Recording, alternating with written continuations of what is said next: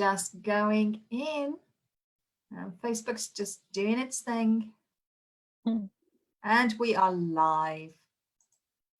We're live in Helping the World Sleep Better. Hello, amazing, beautiful members in our community. Emma Woolrich here, and we welcome back the gorgeous Sveti Williams. She's been taking us through an amazing series of practical hints and tips over the last few weeks. Welcome back, Sveti. Hello, nice to be back. Thanks for having me back. We get so many people who say, oh wow, that was just so informative, that was just so great, I'll try that. So it's really good that people are giving that feedback. It's fantastic. But we do have quite a few new members, so there may still be members in our community who still don't know who Sveti Williams is. So before we go into tonight's topic, which is amazing, we're going to be talking to Sveti, or Sveti's going to be sharing with us, more to the point, her hints and tips around herbs that she recommends to infuse, to have and drink in tea before you go to sleep to help you. So I'm going to share a little bit about Sveti. She's an author, an official delegate of World Sleep Day, a member of the Australasian Sleep Association, and is a leading sleep advocate who helps patients to target sleep disruptors and replace them with sleep-enhancing behaviours. Sveti is working at the Princess Alexandra Hospital in Australia at a sleep disorders centre as a polysomnographer, assisting and diagnosing patients with a variety of sleep and breathing disorders. So just because we don't talk about any of those topics here tonight, if you recognise that that's a loved one or you and you're experiencing something like that, please just pop your questions below if you're watching afterwards, or pop your questions in here live and tag Sveti. And obviously if she can answer, then she will. And if you need to have a private conversation, then you can take that offline through PM. She's also, because that's not enough, she's also a kinesiologist, a counsellor and a complementary alternative medicine practitioner. And she engages with the unconscious psychology to identify and resolve the root causes of insomnia and other symptoms of people's physical and emotional struggles. Her work draws on complementary medicine, and her teaching covers both areas, scientific and spiritual, proving a holistic approach to sleep health. So the image I have behind me tonight is in honour of the topic that Sveti is going to be sharing with us tonight, which is all about herbs. And obviously, people all over the world, we've been using herbs for thousands and thousands of years. So why not draw on some of that complementary side of things to actually support a beautiful night's sleep? So Sveti, my first question is herbs. How did you get into herbs in the first place, and what drew you to finding herbs to actually help with your clients? Well, herbs have always been a part of my life. Like in my country, we don't really have a lot of prescription medication, so we have to rely on herbs for all kinds of ailments, and all kinds of herbs in different forms and prepared differently. So it's always been there with me. And obviously I utilize them as much as I can at home and for people who come to me for help with sleep. So yeah, it's been there my whole life. And herbs are fantastic. Herbs are basically the most purest form of therapy that you can get. One of the most purest form. It's very simple to utilize into your routine regime at home. So you just need to know what kind of herbs to take. Otherwise, everything else is easy. That's fantastic. So I think that's so important. I mean, everybody who's going to be watching this, there are so many people who are on medications in our community. So I think we have to be really clear and say, look, you know, herbs are strong. A lot of herbs have extremely beneficial effects, but they're also, you know, depending on your own physical makeup and all the rest of it, we have to make sure that everybody is taking the advice of their medical practitioner as well. And so these hints and tips are obviously what Sveti is recommending to you, but you know, if you have a personal history, you have some medication, the most important thing is to make sure that there's no contraindications with whatever you're on medically as well. So I think it's important for us to state that straight up. You don't want people ditching the medication or mixing things up. We definitely need everybody to do their own due diligence before they introduce anything new into their routine. Yes, that's right. So herbs can be very powerful, and a lot of people underestimate their power. And some people don't believe that herbs can help, but they really do. And these days, there are so many supplements that you can find even at the pharmacies in small amounts, obviously, that are herbal extracts. So there's a lot of that right now going on. So don't look at herbs as they are nothing.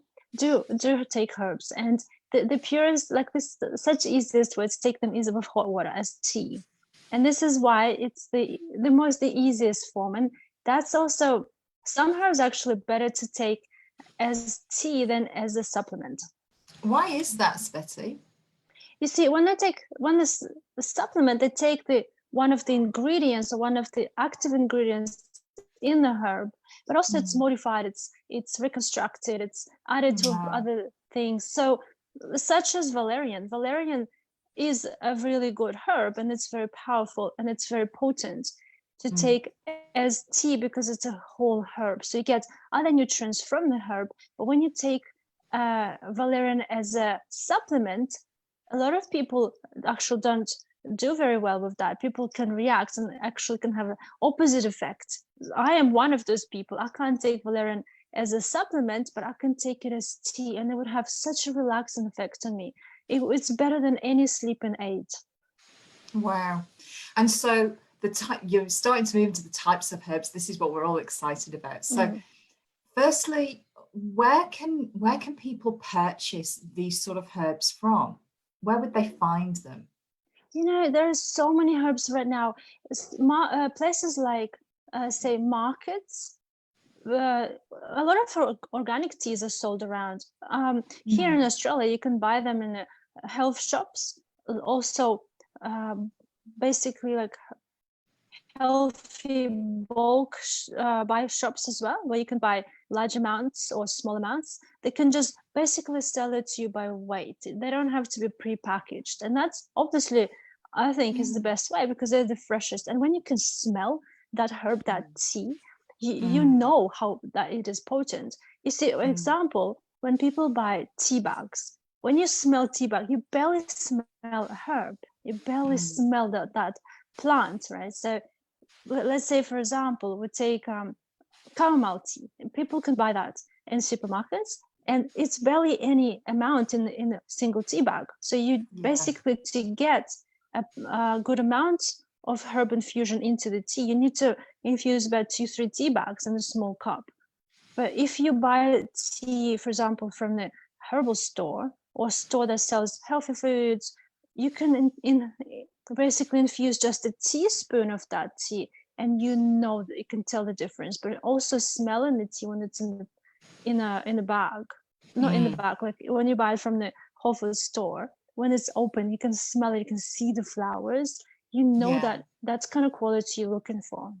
So we want to go to the absolute source before it's been modified in any way. And when they're putting tea into tea bags, it has to go through machinery to basically be processed into such a small, almost like a powder form. So it has to go through machinery, and it's usually, it's been on the shelf for a long time. It's made to be on the shelf for a long time. So we always have loose tea at home. And before you buy tea from herbal stores, you smell it, and you can tell it's fresh, because tea does lose its scent if it's left open or left there for a long time. Okay, that's really good tips.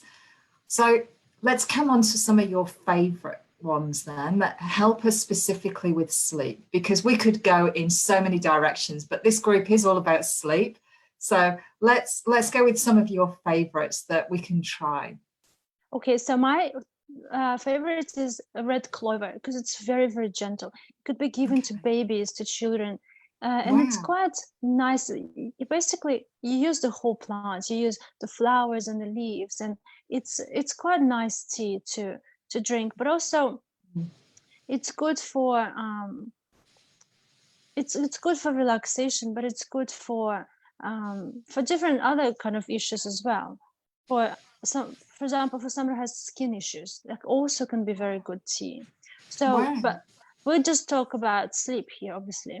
But before I go further, I want to say that for people who have insomnia that is acute, they haven't had it for a very long time, for a month or so, perhaps one single herb could be useful. But for people who had a chronic insomnia, had it for a while, a mixture is better. But 3-4 herbs mixed together, that would be more potent. Okay. So we have got a couple of people watching us now, Sveti. Okay.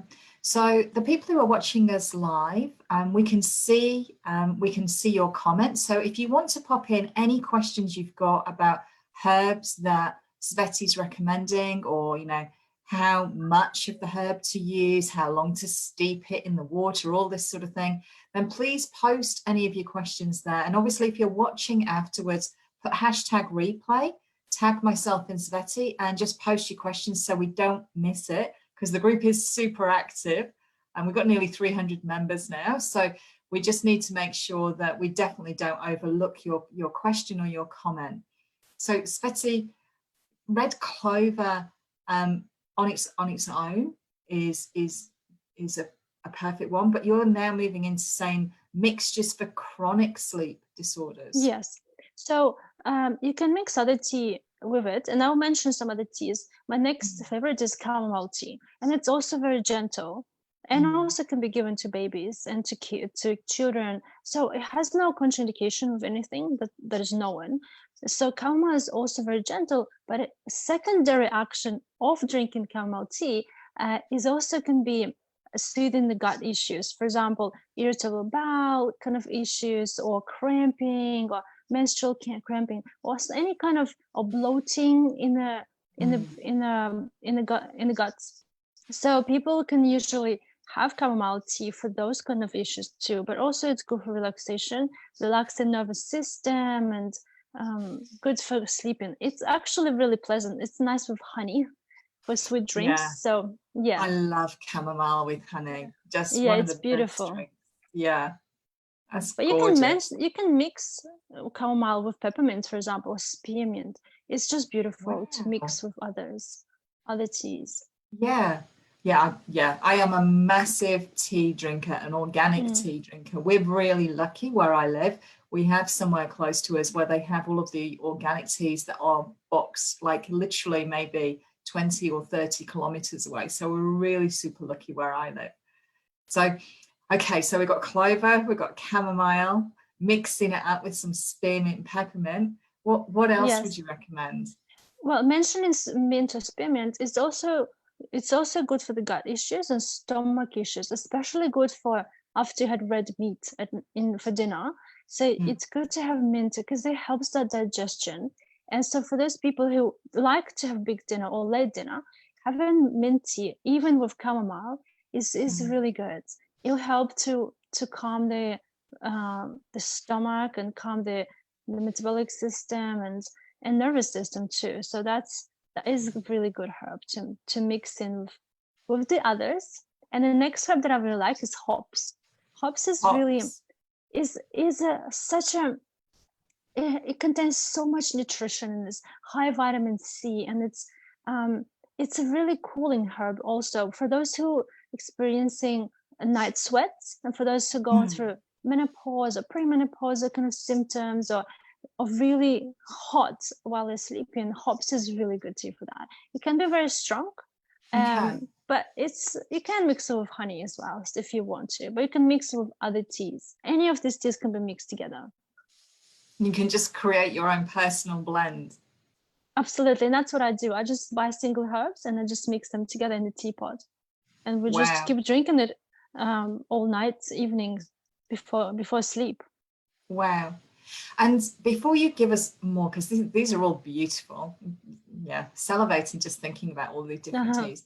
But how much is enough in a pot, or because you can get the little individual tea strainers to put into a cup as well. So how much is the right amount, or is it personal taste, or from a medicinal perspective versus what a taste would be? So if we were to speak in a single cup, let's say cup is 300 mils, I would put about 1 to 2 teaspoons of a single herb or a herb that is mixed together. But I would go personally with 2 teaspoons because I like that. I like when it's potent. So it's no use drinking flavored water unless you like that. Some people like very gentle taste, but I like it quite potent for the nighttime because I do want the effect of that herb. And when we're going for the effect of the herb rather than flavored water, I'd put it 2 teaspoons. Yeah.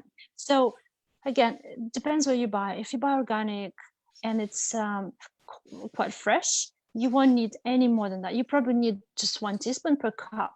But if you do like a teapot, like I have a big teapot, I would actually use 1 teaspoon or 2 teaspoons of each herb. If I'm mixing 3, 4, that is quite potent. But just with lavender, you don't want to use too much lavender. Lavender was the next one that I was going to mention. Lavender is beautiful. It's such beautiful herb. And it smells delicious. And you can mix with chamomile or mint. It's absolutely delicious. I wouldn't put too much. I would maybe just hold my horses on the lavender because lavender is very strong, but also you don't drink too much of it. So maybe just, even if it's a big teapot, I just put 1 teaspoon of lavender. If you're adding more herbs, you put more of other herbs. Yeah. To balance it out. It's a bit like making your favorite chocolate cake. It's sort of like all of these different ingredients and you're just fine-tuning the balance of the flavors to you. Yeah, it's amazing. Yes. Wow. Yes. So, but with lavender, a lot of people have lavender grown in the garden. But with lavender, they all kind of look the same, but they're not all edible. So if you grow lavender to drink, you make sure you grow in the right plant, or if you go buy it in the shop, they'll advise. If you buy it as a tea and it's sold as tea, then it would be safe. Okay. But just not all of them edible. Some of flowers are really beautiful, but they can't be eaten. So instead, you can put in those organza bags and put under your pillow. Okay, that's a really good point, Sveti. Yeah. So whilst you're thinking, oh, well, that's good, I can grow my own chamomile, I can do this, I can do that. Yeah. Okay. So there are some points around this. At the end of the day, herbs can be dangerous as well. So know exactly the right herb that you can use for ingesting rather than smelling. Yeah, exactly. But and it's quite strong. Lavender is quite strong. I wouldn't give it a very strong infusion to children. I would be a little bit more careful with lavender. Even though it's beautiful, it seems very safe. But it might just have a few side effects depending on the people. We are all snowflakes. We're all the same, but we're different. So it works differently on different people. And you mentioned Valerian right at the start of the interview. So Valerian, I read about Valerian, I've seen it on the back of supplements and that sort of thing. And I know that that's also an anxiety reducer that people use that for. So from a tea perspective, is there sort of like a suggested how many cups you should try, and see how it works for you? And is there a period? Is it like an instantaneous response when you drink herbs, or do you have to build up and then your body gets used to it and it builds an environment for it? I would, if you were to take Valerian as a supplement, I would ask your doctor or naturopath, whoever you've seen for your medication that you're taking, even if it's just some kind of natural herbal medication. I would be careful with with that herb. So, but in terms of tea, like get Valerian root tea, it's okay to drink 1 cup. But you might not be able to drink a cup of Valerian tea. It's very potent and it stinks. So a lot of people say, I just can't stand it. So I usually mixed it in. I usually mix maybe half a teaspoon of Valerian with other herbs, and I just drink 1 cup. Okay. So all of this is aiming to you don't need much of it. And it does have effect. Yes. And it does have effect immediately. I've tried the supplements and I've tried the herbs, and I can tell you supplement makes my heart race. I don't take any other medication. But for those people who do, you have to be really careful.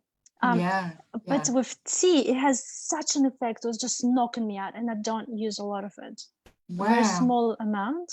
Yeah. And it is potent. So it's, if you're used to it, I'm used to it because I grew up with great grandmother, and she had valerian every single day. She thought she had heart issues, but I don't think she did. She died into her 90s, and she was taking herbs, and she was taking on the red diet, so everything organic and grown in the garden. So valerian was all through the house. So I am familiar with the taste, but some people can't stand it. Yeah. So Kelly says she loves tea and all of the tips, and Bernie says she loves the snowflake analogy. So that's great. Yes. I'm super conscious of your time, Sveti, because can you believe that we've already been talking for over 20 minutes? Can you believe that? Yes. It's such an amazing topic, though. So if you could summarize the favorite herbs that you would recommend for people to put into their teapot or strain into their cup, which ones you would recommend more than others, and then we'll wait and see how other people are trying these things out and then come post them back. So if you want something strong, a lot of people like, just give me something to knock me out. I would go for valerian, mixed perhaps with chamomile or mint tea or other herbal tea, or I would go for lavender. But be careful, just 1 cup. You don't need any more. Lavender mixed with chamomile or with mint, or even 3 of those. I would just go for the strongest ones I can find, but don't drink too much, just 1 cup. 1 cup, 300 mils, 1 cup. Less is more. Less is more. Okay, love that. So we're going with 2 teaspoons, absolute max in 1 cup, but mix it all up. And the favorites are lavender, chamomile, and some mint in there as well. Yes, but lavender only up to 1 teaspoon, and valerian half a teaspoon. Okay. It's like its own little recipe, isn't it? I love it. Yeah, I love it. You gotta get the ingredients right, and the amount right too. Okay, so tonight we've had an amazing, thank you so much, Sveti. I found this absolutely fascinating. I'm going to be trying out all of these different blends because I am a massive tea drinker. This is all I actually drink. I don't drink any coffee or caffeine. This is all I drink. So I'm looking forward to trying some new mixtures out. Kelly and Bernie, thank you for joining us live. I would love to know if you're going to try out any of these different remedies, these different mixtures, and whether you find a difference in your sleep technique, your sleep, your quality of sleep, your length of sleep. And for everybody who's watching us afterwards, please pop in #replay and let us know if you have a favorite one that you go to. Or if you've heard this for the first time, oh, hops, never heard about that. Clover, oh, never heard about that. And you want to try some of them out and then let Sveti and I know how you go. That would be great. We'd love to hear that. So Sveti, the only thing I have to say is thank you so much for coming and sharing your gorgeousness again with us this evening. It's so lovely to see you again. And we'll see you back here next Tuesday for what at the moment is your final session with us. It's so sad. We look forward to seeing you every week. So if you have any questions on anything sleep related for Sveti, she's been posting some incredible things in the group around crystals and all sorts of things. So please just pop your questions into the group and tag myself and Sveti, and we'll see if we can tailor a topic just for you next week. Okay. Thanks very much, Sveti. Thank you. Bye. Bye.